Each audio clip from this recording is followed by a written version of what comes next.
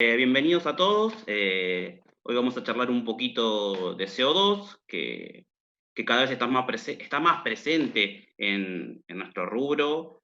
Lamentablemente el COVID nos ha dejado en un stand-by con 1 o 2 obras que están ahí a finalizar, con muchos proyectos. Así que realmente nos tiene muy atareados, con mucho trabajo de capacitación interno y de mucho trabajo de capacitación para los clientes y los instaladores. Así que bienvenidas van a ser todas las preguntas y también el networking. Ahí tienen mi contacto, me pueden buscar en redes sociales para hacer las consultas, pedido de material. La presentación va a quedar, después se la pueden pedir a María de la Asociación Argentina del Frío, así que estamos acá para compartir el conocimiento. Bueno, ¿de qué vamos a hablar? Vamos a hablar, a repasar un poco de lo que ya se viene hablando, del uso del CO2 como un refrigerante, porque el CO2 se utiliza hoy en muchas industrias alimenticias, especialmente lo que es bebidas para su carbonatación o limpieza de recipientes, por ejemplo. Nosotros lo estamos aplicando en refrigeración y ahí lo estamos sometiendo a unas condiciones un tanto difíciles para él. Vamos a hablar especialmente de la seguridad en las instalaciones, que es un tema que por los niveles de presión, mucha gente a veces tiene dudas de cómo manejarlo y cómo reaccionar ante posibles fallas. Vamos a hablar del sistema más difundido actualmente, que es el sistema booster con compresor en paralelo. Vamos a repasar el diagrama en un circuito, en un diagrama presión-entalpía para repasar de qué se trata este sistema, qué tiene, qué no tiene. Vamos a ver un poco de control de instalaciones. Y si queda un poco de tiempo, las preguntas va a haber un momento para que las hagan, así que si quieren vayan tomando nota y cuando terminemos, así lo hacemos de manera ordenada. Bueno, el CO2 no es un refrigerante nuevo, es natural, el CO2 está en todo, pero bueno, se empezó a utilizar aproximadamente en 1850 como un refrigerante. Fue creciendo su uso hasta su época pico, que fue entre 1920 y 1930. Por el tema de tecnología del momento, su uso fue reemplazado por refrigerantes sintéticos, hasta que en 1960 prácticamente desaparece. Recién en 1993, Lorenzen retoma el uso del CO2 con nueva tecnología, dado que él entendía todos los beneficios que presentaba el CO2 versus los refrigerantes sintéticos. Ahora, acá vamos a empezar a hablar un poco en sí del CO2. Acá en el primer gráfico lo que vamos a ver es una comparativa, todos con fluidos naturales, pero vamos a hablar de la presión y la temperatura transcrítica, crítica, que es la gran diferencia que nos trae el CO2 cuando empezamos a trabajar con un diagrama presión-entalpía, porque vemos que a ciertas temperaturas o presiones de trabajo normales para nosotros, tal vez, el fluido no es condensable, trabaja por encima de esa temperatura. Y eso es lo que hace que el ciclo de refrigeración en CO2 se trabaje de manera transcrítica. Comparados con todos los refrigerantes sintéticos, es el único que lo está haciendo hoy en día el CO2. Desconozco si hay otro fluido que se esté usando en refrigeración que le trabajemos estas características. Todos trabajan de manera subcrítica. Esa es una gran diferenciación que tiene. Pero a pesar de eso, no deja de ser un gran refrigerante desde el punto de vista ambiental, que hoy en día todo el rubro está en una época de ebullición, para hablar en términos de refrigeración, dado que tenemos un tiempo límite en el cual debemos llegar a cumplir con los protocolos actuales. Entonces hay refrigerantes que se están yendo, refrigerantes que vienen y son de medio tiempo, que no van a estar mucho tiempo, pero necesitan un reemplazo. Dentro de todos los refrigerantes, y hablando de refrigeración comercial, el CO2 se presenta como una solución definitiva. Es un refrigerante natural con un ODP 0, con un GWP 1. Por lo tanto, es un refrigerante que lo ponemos hoy y acá al futuro no lo vamos a tener que sacar. Por eso es que está teniendo cada vez más éxito. es un refrigerante, un fluido no inflamable, no tóxico. Muchas industrias lo trabajan en la carbonatación de cerveza, en la limpieza incluso de recipientes, dado que el mismo desplaza el oxígeno, entonces nos permite liberar recipientes del mismo. Tiene baja viscosidad, eso es lo que nos permite es trabajar con que las caídas de presión en cañerías al menos no sean tan representativas. Tiene una alta capacidad volumétrica para refrigeración. Eso hace que el área necesaria en los evaporadores, o en verdad en todos los intercambiadores, sea mucho menor que con un sistema, por ejemplo, con 404, ¿no? Los diámetros a utilizar en las cañerías también son mucho más pequeños. También hay que hablar de que para trabajarlo en refrigeración llega a presiones bastante altas, ya las vamos a hablar en el diagrama, ¿no? Que eso es uno de los temas también que son no grises, sino que hay que explicarlo claramente y qué se hace para tener las presiones altas controladas y en definitiva qué beneficio vamos a tener, porque las presiones altas en verdad están dadas por un punto COP que estamos buscando, que es el de máxima eficiencia. No es que no se pueda controlar el CO2, ¿no? Y algo muy importante también que hay que tener en cuenta es que en caso de fuga, él no es agresivo ni con los materiales, ni con materiales que pueden estar guardados en las cámaras, ni con los envases. Eso es una gran ventaja que tiene. Sí, obviamente, en el caso de centrales de frío y cámaras donde haya personas trabajando, debemos tener detectores porque el CO2 puede desplazar el oxígeno, puede afectar. Pero vamos a ver los ppm que se requieren para eso y qué acciones se toman para evitarlo, ¿no? Lo que les decía, y el por qué el CO2 se está difundiendo cada vez más, no en el mundo, porque en el mundo ya es una opción válida, hay muchas opciones, ¿no? Pero lo que estoy hablando es en la región ya, que el CO2 ya está tomando una porción del mercado. Fíjense la comparativa en cuanto a área de un evaporador para 404, un evaporador para R22 y un evaporador para CO2. Realmente es una diferencia importante en el área. Eso está hablando de un coeficiente de transferencia del CO2 muchísimo más elevado que cualquier refrigerante, al menos estos dos, que son sintéticos, que son 404A y R22, ambos ya en desuso, y entendemos que pudieran estar dándole lugar ya al CO2 para tomar el lugar del refrigerante en refrigeración comercial. Vamos a hablar de la seguridad, antes de hablar de la parte técnica, para que quede claro qué es la seguridad o qué puntos tengo que tener en cuenta en una instalación de CO2. Hay principalmente dos tipos de situaciones. El peligro eventual de que haya alta concentración en espacios confinados. Esto puede darse por pérdidas a través de una válvula, una mala maniobra, rotura de caño, un venteo, algo mal armado que haya provocado una falla, un evaporador que se haya bloqueado y el hielo mismo dañe la cañería. Son muchas las situaciones, siempre puede pasar eso. El tema es qué acciones tenemos que tomar.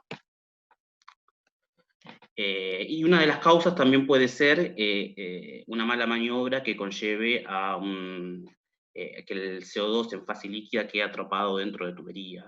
El mismo posee un coeficiente de dilatación térmica en fase líquido que es bastante importante y que si no tomamos la acción correctiva necesaria, si no tenemos nuestro circuito adecuado para que esa presión que va a generarse sea manejada, podemos generar una rotura de cañería, claramente, que eventualmente llevaría a la primera falla, que es la alta concentración de CO2 en espacios confinados. Vamos a hablar de recomendaciones para evitar que el CO2 quede atrapado en cañerías en líquido, ¿no? En CO2 van a ver que cada vez que tenemos una válvula esférica, al lado va a haber una válvula antirretorno, ¿no? Eso es para que si en línea de líquido, en el sector del evaporador, se quedó CO2 en fase líquida, y aumente la presión, la misma vuelva por línea de líquido hacia el recipiente de CO2, que es en el recipiente donde tengo las válvulas de seguridad.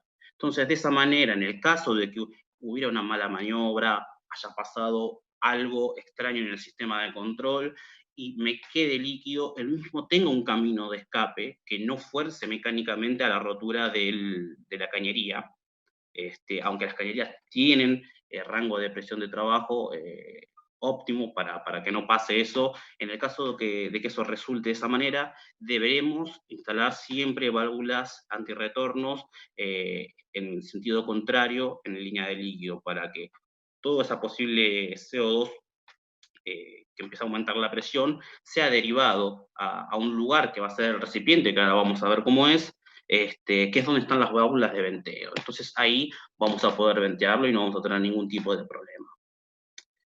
Despresurizar cualquier componente antes de su manipulación. Esto tal vez los que trabajan más en refrigeración comercial no están acostumbrados, pero por ejemplo en amoníaco es algo mandatorio. No podemos trabajar con ningún tipo de componente que esté con contenido de CO2, mucho menos soldar o aportar calor, querer descongelar un evaporador con refrigerante adentro. Eso el CO2 no se puede hacer. Bueno, lo que les decía, totalmente prohibido soldar o calentar. Eso con CO2 no es la manera de operar. Doble válvula de seguridad, también, sí, eso es, también. Necesitamos un cuerpo de transferencia con dos válvulas de seguridad. Todas las válvulas de seguridad periódicamente son calibradas, para eso hay que sacarlas y llevarlas a calibrar. Entonces siempre necesitamos tener un backup, es una muy buena práctica, incluso en refrigeración con los refrigerantes tradicionales. Todo recipiente tiene que tenerlas. Bueno, acá por ejemplo tenemos una línea de líquido donde tenemos la válvula esférica, obviamente está todo aislado, y acá tenemos la desviación por válvula de retención. Esta práctica se hace en todas las instalaciones. De hecho, nosotros tenemos un solo modelo de válvula de retención que aplica a todos los lineales de líquidos. La idea es que le permita al CO2 encontrar un lugar donde descargar de manera controlada, que va a ser el recipiente. Entonces, esto, cuando vayan a visitar una instalación con CO2, acostúmbrense a verlo a la vista, porque el día que no lo vean hay una posible falla en la instalación. Bueno, también como les decía, si queda presionado el líquido, si durante mucho tiempo la instalación sufre un corte de energía, a la medida que aumente la temperatura, el CO2 va a aumentar su presión. ¿Qué pasa con una condición que pudiera ser standstill o el periodo de parada por corte de energía? Bueno, una buena práctica también y que todos los fabricantes de recibidores ya nos ofrecen es dentro del recibidor un circuito que ya viene preparado, ya tiene conexiones en el mismo, aparte de las de proceso, para poner una unidad de refrigeración auxiliar que nos permita mantener la temperatura en el mismo. Entonces, en la medida que por ejemplo, hay parada de planta por una emergencia, se corta la energía, todo lo que por diferencia de presión, porque quedó atrapado en línea de líquidos, en evaporadores, empieza a aumentar la presión, vuelve a través de las válvulas de retención al recibidor. En el recibidor, para acondicionarlo, vamos a tener una pequeña unidad, no son unidades grandes, son de las que conocen ustedes de refrigeración comercial, que se va a encargar de mantener el recibidor con todo el CO2 a una temperatura acorde para evitar un desborde y que se activen las válvulas de seguridad. Obviamente, hay un generador especial, un grupito de electrógeno exclusivo con un presostato. Acá utilizamos también un KP6 de Danfoss que trabaja con esta unidad. Está dentro, tiene que estar dentro del el plan de mantenimiento, la puesta en marcha seguido de este grupo para chequear su funcionamiento. Es una seguridad muy importante porque es la peor condición que podemos tener, que se nos corte la energía y no tener cómo acondicionar el CO2. Bueno, en el caso de que hubiéramos hecho todo mal eso, ocasionaríamos la rotura de cañerías. Eso es un problema, porque vamos a liberar CO2. Si es En el gas cooler, que está en el exterior, no tenemos problema, pero si es un ambiente confinado, ponemos en riesgo la vida de las personas, incluso en la central de frío, si es que hay un maquinista trabajando. Para eso, por eso, es mandatorio en todos los lugares donde trabajen personas la instalación de detectores de CO2. No detectores de falta de oxígeno, que también hubo un momento que se buscaba eso, no. Lo que hay que instalar es detectores de presencia de CO2. De esa manera se va a ejecutar un plan. En el caso de que se activen aproximadamente a los 5.000 ppm, se tiene que, tiene que producirse una alarma visual, sonora, y en algunos casos se debería producir el inicio de un proceso de ventilación del ambiente, dependiendo de las condiciones, ¿no? Para eso te contamos con una gran gama de detectores de diferentes tipos de familias, con diferentes grados de IP, para baja temperatura, en el caso de que haya cámara de baja y haya personas trabajando. Así que para nosotros hoy no es un problema ofrecer esta protección. Así todo, el CO2 es clasificado como un refrigerante de baja toxicidad y no inflamable, es un A1L1, en normas N378, RC y F. Pero bueno, es peligroso en altas concentraciones, eso ya lo veníamos hablando. Ahora, ¿cuáles son esas concentraciones? Por ejemplo, en el caso de que yo tuviera que configurar un detector. Bueno, 370 ppm es la concentración normal en la atmósfera, eso ya lo tenemos. Ahora, 5.000 ppm es el límite con el cual trabajamos en un detector. Si me piden configurarme este detector para CO2 porque va a estar en una cámara, ya vienen en verdad preconfigurados a 5.000, generalmente a 2.500 inicia el contacto del primer relé para dar una prealarma y a los 5.000 inicia el contacto para lo que es la alarma. En ese momento se puede actuar sobre una sirena, sobre iluminación, incluso sobre ventilación para atender la situación. O sea que 5.000 ppm es el punto de control. Ya arriba de eso, estamos hablando de 20.000 ppm, ya ahí sí hay tal vez un problema de aumento de frecuencia respiratoria, se habla de un 50%, y más allá de eso ya es realmente más complejo, pero bueno, nosotros trabajamos en cerca de los 5.000 ppm como alarma, prealarma generalmente mucho más bajo, así que ya lo tenemos bien controlado. Acá, por ejemplo, estamos viendo una instalación. Acá tenemos un detector.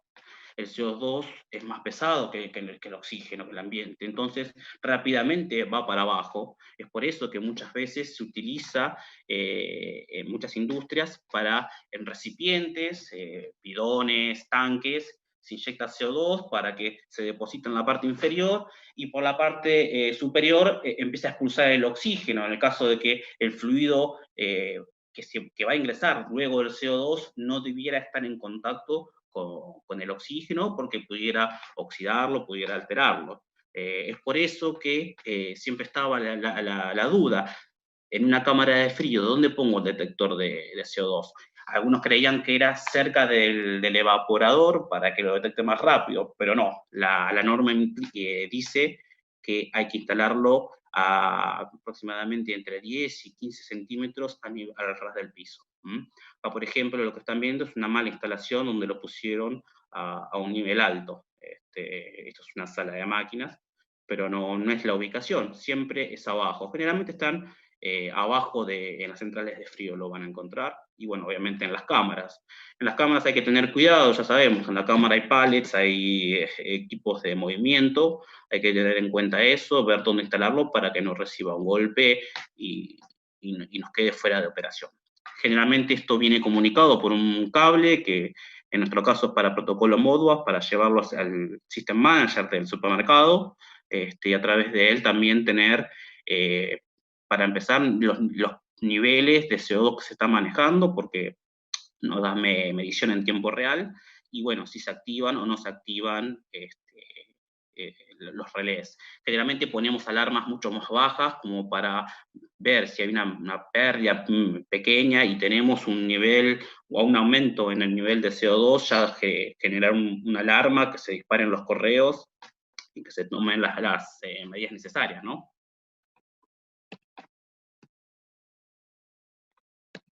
Bueno, es un poco un repaso en cuanto a la seguridad de las dos situaciones más complicadas que podemos llegar a tener con CO2. Pero bueno, obviamente tenemos los elementos y el diseño necesario para que si hay un aumento de presión, sea todo redirigido al recipiente, que el recipiente va a ser este. Acá va a estar conectado el sistema de venteo con su doble válvula de seguridad, con su cuerpo de transferencia, y en función del set que tenga, va a liberar el CO2.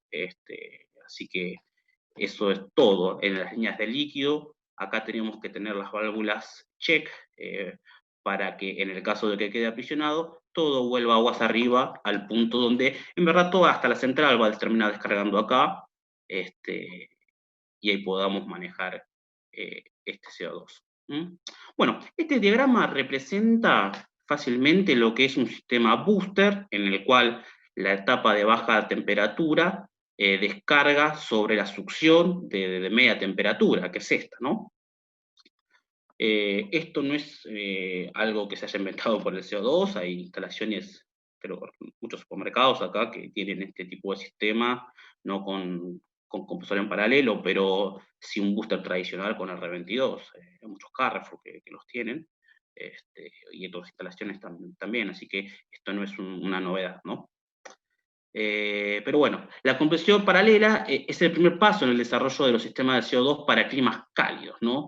Este es el sistema más difundido que hizo que el CO2 se pudiera trabajar de manera eficiente o casi llegando a las eficiencias que nos puede dar un buen sistema de como 404, pero con el uso de CO2.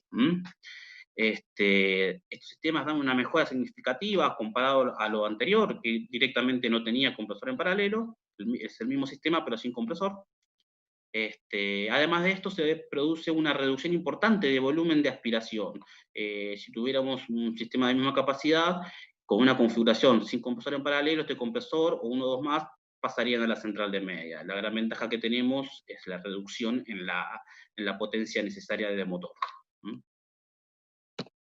Pero bueno, ¿cómo es que trabaja? Acá tenemos ya presión entalpía de CO2 o R744, ¿no? Entonces vamos a iniciar el circuito desde el gas cooler. Digo gas cooler porque saben, no estamos dentro de la campana, no es un condensador, es meramente un enfriador, así que yo todavía desde este punto no tengo líquido, si no me equivoco estoy parado sobre la isoterma de 40 grados, lo que va a pasar es que empecemos a generar una reducción de presión para que ingrese a la campana de saturación. Y lo va a hacer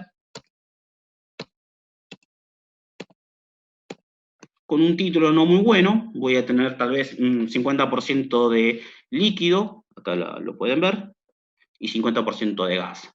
Y esto lo genera esta válvula que va a generar una caída de presión para traerlo de estos 90 bares a estos 35 bares, que va a ser la presión que voy a tener en lineal de líquido. Así que a partir de este punto yo trabajo con componentes normales, son las mismas AKBP, válvulas de expansión electrónicas, muchos componentes son los mismos, así que a partir de este punto, que es toda la línea verde, ya estoy dentro de un rango de presión normal. El rango de alta presión está aguas arriba de esta válvula hasta las descargas de los compresores, que ahí es donde tenemos en general acero inoxidable, todo lo demás en un cobre con un espesor mayor para soportar mayores presiones en el caso de que haya que hacer maniobras. Pero bueno, una vez que ya... Nos quedan 5 minutos, disculpa que te corte. Gracias.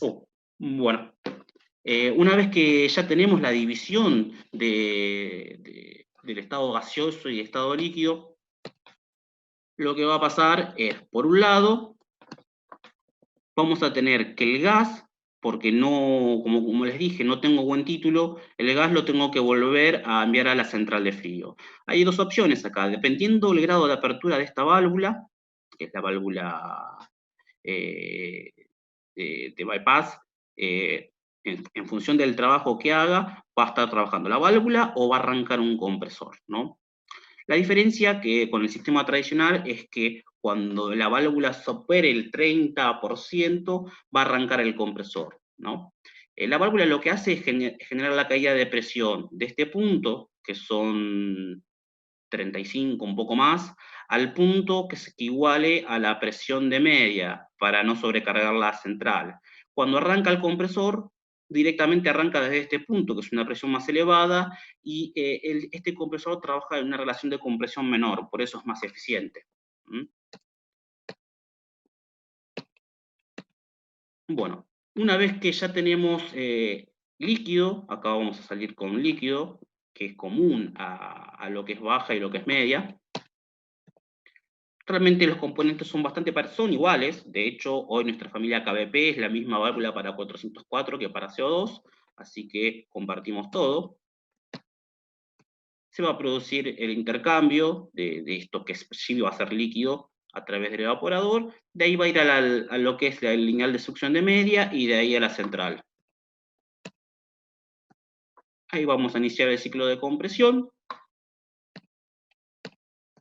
Gas cooler, que acá se mueve en este eje porque estoy perdiendo temperatura, pero no lo hago dentro de la campana, no me estoy transformando, así que vuelvo al punto inicial. Lo que es el compresor de media, IT, perdón, lo que les decía, en el caso de que esta válvula supere más del 30% de apertura, se cierra y abre este compresor, o perdón, inicia el trabajo este compresor. De esta manera, dejo de sobrecargar a la central de media y utilizo este compresor con una relación de compresión menor. De esa manera lo hago de manera más eficiente. La parte de baja realmente, al menos en estos sistemas, que es un booster con compresor en paralelo, no es tan complejo, solamente tenemos del mismo lineal, nada más que para obtener esa presión más baja, sí tengo una central de baja, ahí necesito un trabajo el mismo, va a descargar y se va a unir con lo que es el lineal de succión, de esa manera la temperatura elevada que va a tener por la compresión o el trabajo mecánico va a enfriarse y va a aumentar en verdad la de media y va a bajar la de baja, y de ahí vamos a ir a la central. ¿Mm? Bueno, creo que pasó bastante rápido el tiempo. Diego, ¿cómo estamos? ¿Querés que ya cortemos y pasamos a preguntas o hago el último minuto? ¿Podés hacer el último minuto? Tenés permiso, Bueno, dale. bueno, buenísimo. Bueno, ya para darle algunos nombres y para que ustedes también puedan ver, fíjense que las válvulas féricas son las GBC tradicionales. Acá también trabajamos con las GBCH para estar más seguros con la presión. La retención es la NRBH. Pero después tenemos sí algunas válvulas nuevas, principalmente las dos válvulas para alta presión, especialmente esta, que es la CCMT, que es la misma que voy a utilizar para el bypass. Estas válvulas son obviamente con motor paso a paso, un cuerpo con inoxidable, y en este caso vienen con el transmisor de presión incluido en el cuerpo. Ahí trabajamos un MBS 8550, que es una evolución del viejo 2050, así que trabajamos con el mismo transmisor en un rango de -1 159 para la etapa transcrítica y hasta 59 para la etapa subcrítica, pero es de la misma familia de transmisores, muy parecidos a una KS32R que trabajamos en refrigeración comercial. Tenemos filtros para CO2, ya tenemos el nuevo DMT hasta 140 bares, así que ya podemos ofrecerlos. Nuevamente, la válvula electrónica hoy es la nueva AKBP, que es la misma válvula para 404 que para CO2. Entonces, en la medida que avance el tiempo, mucho del portfolio se va a adecuar para trabajar en las presiones que trabajamos habitualmente en CO2 ya, en baja, tanto como en media, porque como pudieron ver, no son tan elevadas. La presión elevada, en verdad, está en la descarga del compresor hasta la entrada de la válvula de bypass. Hasta la válvula de flash, perdón.